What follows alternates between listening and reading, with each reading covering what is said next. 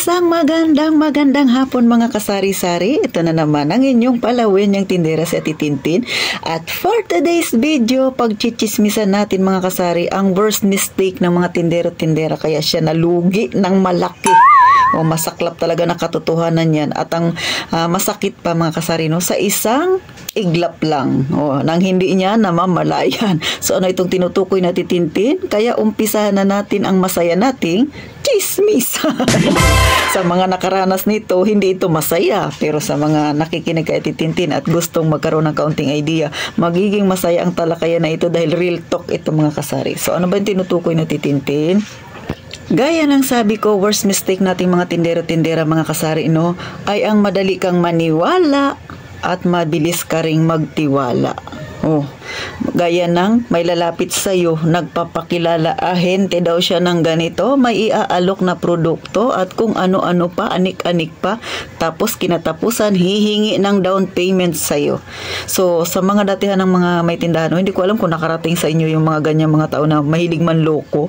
Diba? Marami silang inaalok kunwari, pero dito sa akin, muntik ko na siyang ma-experience mga kasari. No? Nag-aalok siya, kesyo ganito yung produkto. Karamihan mga kasari, ang inaalok nila yung mga frozen foods to. Dati napanood ko lang siya pero hindi ko akalain na muntik-muntik ka na rin ako. Kaya lang naging alisto si Ate Tintin, no.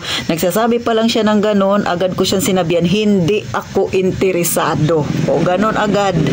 Baka may magsabi, grabe ka naman Ate Tintin, hindi mo man lang pinatapos, sinabihan mo na kaagad na hindi ka interesado. Alam nyo mga kasari, bago pa si Ate Tintin nagkaroon ng tindahan, sabi ko nga sa inyo, nag-research na ako. Marami na akong nakita, nabasa, mga napanood na mga tindahan na naloko dahil nga sa sobrang pagtitiwala nila at naniwala sila. So hindi masama ang maniwala at magtiwala. Pero pagkaramdam mo, iba na yung mga sinasabi niya sa'yo, parang ang hirap namang paniwalaan, abay dumistansya ka ng mga kasari. Huwag mo nang antayin na mabilog nila ang ulo mo dahil baka mamaya sa ganda ng binibigay nila paliwanag sa'yo ay mag-oo ka na lang, no? Merong mga ganyan, parang na-hypnotize daw sila, nagsunod-sunuran kasi nga nakinig ka ng mainam sa kanila. Kaya ganun yung nangyayari. Pero hindi ko naman masisisi yung mga taong nakaranas niya, no? Kasi wala naman ako doon sa kanila, wala naman ako sa katayuan nila. Pero ako, mga kasari, syempre naging aral yun sa akin. Kaya nung meron talaga na nag-attempt sa akin, no? Sabi niya ganito, may mga frozen ako, ganyan. Sabi ko kagad sa kanya, hindi ko siya kailangan at kung gusto ko naman, meron naman akong pwedeng puntahan na na palengke. Mga ganun kaagad yung aking paliwanag. Hindi ako interesado. So wala akong pera para diyan mga kasari. So, ganun kaagad yung reaksyon ko. Kasi nga, kung mahilig kayong magbasa, manood ng mga importanteng mga pinapanood ha, hindi yung panay chismis lang ha. So, meron kayo kaagad idea kapag lumalapit yung isang tao sa inyo, kinukutuban kayo kaagad mga kasari. Kaya, maniwala ka sa kutob mo, lalo na pagkatungkol sa produkto at pera na kuno na ida-down payment mo sa kanila. Ito simpleng kwentuhan lang mga kasari kasi nga parang nag-uumpisa na naman siya, napapanahon sa bagay, kahit naman hindi sabing napapanahon, pero lagi talaga itong nangyayari, kahit nga sa GCash, di ba?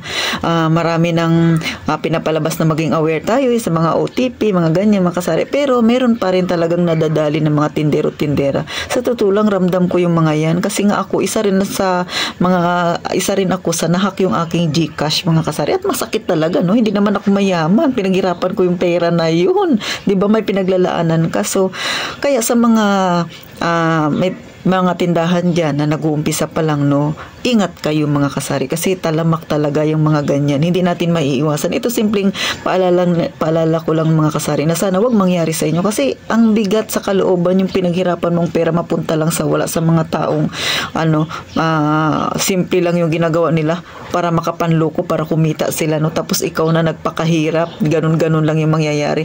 Kaya ulit sa lahat ng mga tindero-tinderang kagaya ni Tintin, hindi masama ang magtiwala at maniwala. Pero dapat mga kasari, no, mag-ingat at syempre planuhin ng maigi. Huwag kayo basta na magdesisyon na sige kukunin ko na, sige papayag na ako. Kung gusto nyong maniwala, pwede kayong maniwala. Pero sabihin niyo sa kanila na kailangan ko muna kausapin yung partner ko. Huwag kayo basta magdidesisyon na ura-urada.